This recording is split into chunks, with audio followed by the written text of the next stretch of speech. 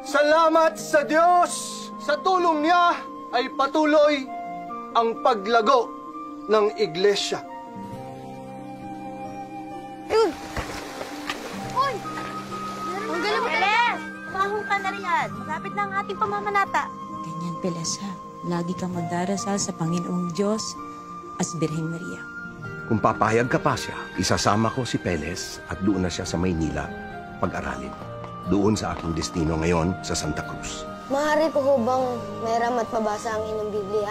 Pag-aaral na muna ang pagtalagahan mo, iho.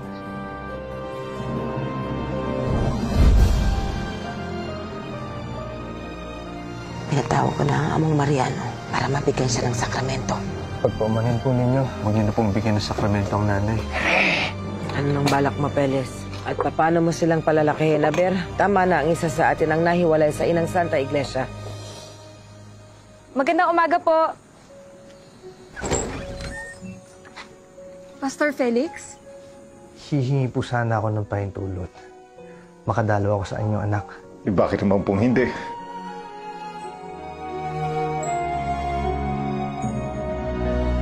May bagong tatag ng paaralan ng mga Presbyteriano sa Malate. Bakit hindi ka pumasok doon? The Bible is the only source to be relied upon in matters of faith and practice. Hindi ko pa rin matagpuan ng relihiyong lubos na sumasalig sa Biblia. Ngunit hindi maaaring walang tunay na relihiyon. Pananampalataya ang kailangan para maligtas ang tao. Yan ang nakasulat sa Biblia. Ngunit ang mga apostol man ay nagbautismo. Puro kahibangan lang ang sinasabi mo. Hindi ako nahihibang at hindi kasinungalingan ng mga isinulat ko dito. Ang lahat ng ito ay bunga ng puspusan kong pagsasaliksik ng Biblia. Sino naman po lamang, mga kaibigan, ang tagapamagitan ng tao sa Diyos? Si Kristo lamang. You think we can easily give up what has been taught to us by the prophet of God? Yung mga ibang naging malapit sa akin nung sinabi, handa raw silang makinig sa mga sasabihin ko. Pero anong relihiyon ang ipangangaral mo? Ang Iglesia ni Cristo. Saan ang iglesia mo dadali ng mga tatanggap sa ituturo mo? Diyos na ang bahalang magturo sa atin, Lord. Iglesia ni Cristo po ang inaaniban at tinuturo kong relihiyon. Pare-pareho lang ninyo kaming niloloko. Dito to yan! Niloloko yan! Patuloy natin ang pagbasa. Gusto ko lang malaman kung yung bang tinuturo mong iglesia nakarehistro sa pamahalaan. Narehistro ng iglesia. Tingnan mo. It is confirmed the Japanese have arrived.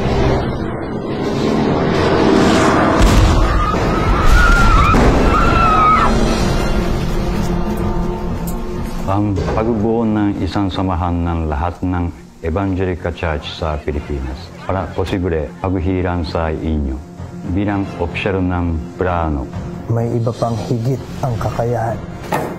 Gusto nilang makuha ang loob ng mga mamamayan sa pamamagitan ng relihiyon. Mga minamahal, I told you not to speak! I did not receive my calling from you, but from God. Kapatid na Manalo, sumuko na po ang mga Hapon.